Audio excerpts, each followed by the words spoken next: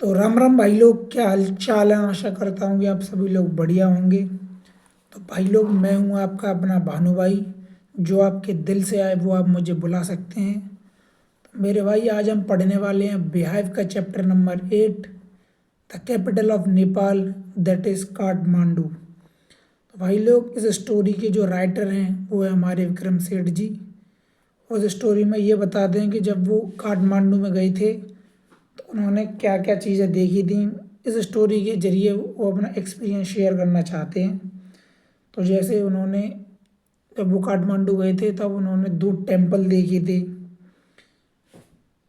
एक का नाम था पशुपतिनाथ एंड एक का नाम था बौद्ध स्तूपा। एंड वो जो टेम्पल थे वो हिंदूज के लिए सेग्रेड थे। सेग्रेड का मतलब मैं आगे चल कर अभी मतलब बताऊंगा वीडियो में। और पहले वो गए थे पशुपतिनाथ टेम्पल में, फिर उन्होंने वहाँ पे बहुत सारी भीड़ देखी कि मतलब बहुत सारे भक्त उधर घूम रहे थे, एनिमल से भी घूम रहे थे। एंड बंदर जो दीवारों पर चढ़ रहे थे, एक दूसरे को चेज कर रहे थे।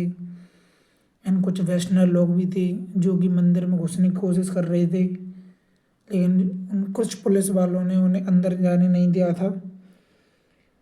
एंड मंदिर के नीचे एक रिवर बहती थी जिसका नाम है द होली बागमती। एंड उसके जो रिवर के किनारे पे जो लोग थे वो डेड बॉडी जला रहे थे। कॉप का मतलब डेड बॉडी होता है, वो आगे अभी हम पढ़ेंगे। एंड जो वॉशर वुमेन्स हैं, मतलब जो धोबी औरतें थी, वो अपना काम कर रही थी, मतलब कपड़े धो रही थी। उनके जो बच्चे थे वो नहा रहे थे फ्रॉम अ बालकनी, मतलब उसके किनारे से कुछ लोग मुरझाए हुए फूल पत्ते और ऐसे और जो देवी माँ को हम कपड़े पहनाते हैं वो चीज़ वो नदी में फेंक रही थी। एंड वहाँ पे एक छोटा प्लेस था जहाँ पे लोग बहुत पूजा करते थे। एंड जब वहाँ का ये मानना था कि जब वो पत्थर पूरी तरह निकल आएगा तो वहाँ पे जो उस पत्थर के अंदर जो देवी हैं वो उसके अंदर से छोड़, मतलब उसके अंदर से चली जाएंगी, और जो इविल पीरियड है, मतलब जो बुरा वक्त है कलयुग का, वो धरती पर से ख़त्म हो जाएगा। तो भाई लोग, आज हम सिर्फ पशुपतिनाथ के बारे में पढ़ेंगे। तो चलिए भाई लोग, बिना किसी देरी के हम अब शुरू करते हैं। I get a cheap room in the center of town and sleep for hours. उन्होंने एक बस्ती के बीच में एक सस्ता रूम खरीदा एंड कई घंटों के लिए सो गए। The next morning with mister Shah son and her nephew. जब वो अगली सुबह उठी तब वो मिस्टर शहाज एंड उनके बेटे और भतीजे से मिली। I visited two temples in Kathmandu. वो बताते हैं कि उन्होंने दो मंदिर देखे काठमांडू में, that are most sacred to Hindus and Buddhists, जो कि हिंदूज और बुद्धिस्ट से ज़्यादा सेक्रेड थे। सेक्रेड का मतलब होता है नॉट सीक्रेट, सेक्रेट। सेक्रेड का मतलब होता है कोई भी चीज़ हमारी रिलीजन से रिलेट करती हो। जैसे कि हमारे हिंदू धर्म का भगवा कलर है जो हमारे हिंदू धर्म से रिलेट करता है। जैसे कि जो हिंदू होते हैं वो टीका ज़्यादातर लगाते हैं, और जो मोमडन्स होते हैं वो टोपी पहनते हैं, तो उनके लिए वो चीज़ सेक्रेड है।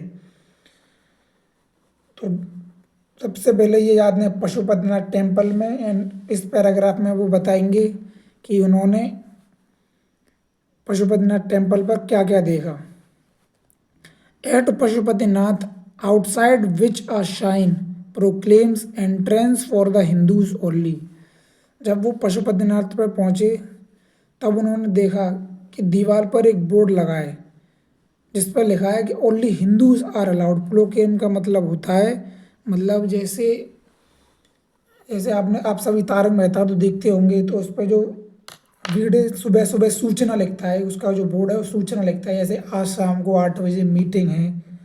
तो प्रोक्लेम का मतलब होता है किसी बोर्ड के द्वारा, मतलब किसी के बोर्ड के लिख पर बताना कि इसमें ओनली हिंदूज आर अलाउड, आज इतने बजे। प्रोक्लेम का मतलब एक ये भी होता है, जैसे राहुल महाराज आ रहे हैं, ये पहले के ज़माने में बोलते थे, जैसे महाराज सावधान, महाराज आ रहे हैं। तो प्रोक्लेम का मतलब एक ये भी हो जाता है। There is an atmosphere of febrile confusion. वहाँ पे बहुत भीड़ भाड़ थी। फेब्राइल कन्फ्यूजन का मतलब होता है बहुत ज़्यादा भीड़ भाड़ एरिया जहाँ पे जो लोग हैं बहुत जल्दी में हों। एंड उन्होंने वहाँ पे देखा बहुत सारे प्रीस्ट थे, मतलब पंडित थे, hawkers, devotees, tourist, cows, monkeys, pigeons and dogs roam through the ground.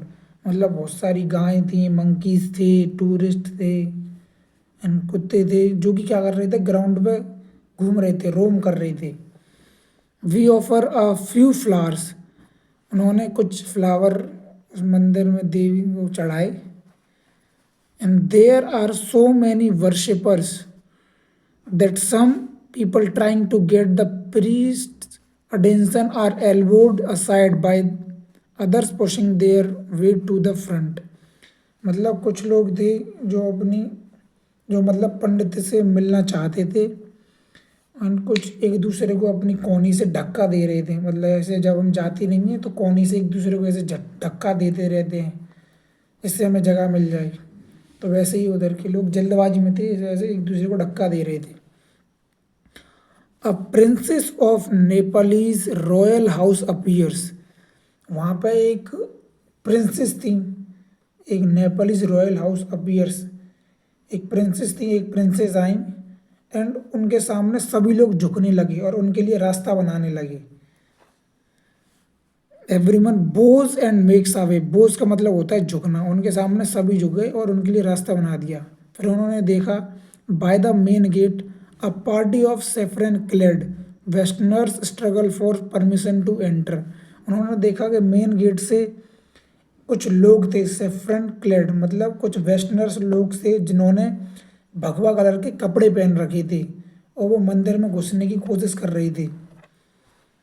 A policeman is not convinced.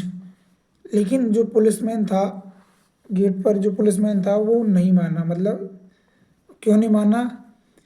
That are the Hindus, that are they the Hindus, only Hindus are allowed to enter the temple. Because उस temple में only Hindus allowed थे, ना किसी बाहर country का allowed था, ना किसी अदर रिलीजन का अलाउड था। दैट्स वाई वो उन्हें अंदर नहीं जाने दे रहे थे। A fight breaks out between two monkeys. उन्होंने देखा कि दो मंकीज आपस में लड़ रहे हैं। One chases the other who jumps on to a Shivling. मतलब कोई एक दूसरे को चेज कर रहे हैं, कोई शिवलिंग पर छलांग लगा रहा है। They run screaming around the temples. And वो चिल्ला के मंदिर की दीवारों पर भाग रहे हैं। And down to the river. एंड फिर उन्होंने देखा कि जो टेम्पल है उसके नीचे की साइड एक रिवर बहती है जिसका नाम है the holy Bagmati river. That flows below, जो कि मंदिर के नीचे बहती थी। A corpse is being cremated on its. उन्होंने देखा कि रिवर के किनारे पे एक डेड बॉडी को लोग जला रहे थे। कॉप का मतलब होता है डेड बॉडी एंड क्रेमेटेड का मतलब होता है जलाना। जैसे कि डेड बॉडी को जलाना, अपने हिंदू रिलीजन में ऐसे हम कोई मर जाता है तो उसे जला देते हैं, तो उसे बोलते हैं cremated on its bank. Washer women are at their work and childrens are bathe. मतलब वॉशर वुमेन थी, वो अपना काम कर रही थी, और जो बच्चे थे वो नहा रहे थे।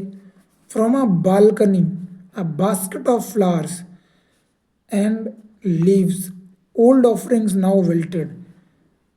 क्या कर रहे थे कुछ लोग, मतलब कुछ लोग किनारे से ही कुछ मुरझाए हुए फूल और पत्तियाँ और कुछ वैसे कपड़े, जैसे हम शेरा वाली माँ की जो चुनरी उड़ाते हैं वो चीज़ वो ख़राब हो गई थी, तो उन्हें क्या कर रहे थे, उन्हें उस नदी में फेंक रहे थे। विल्टेड का मतलब होता है मुरझाई हुई।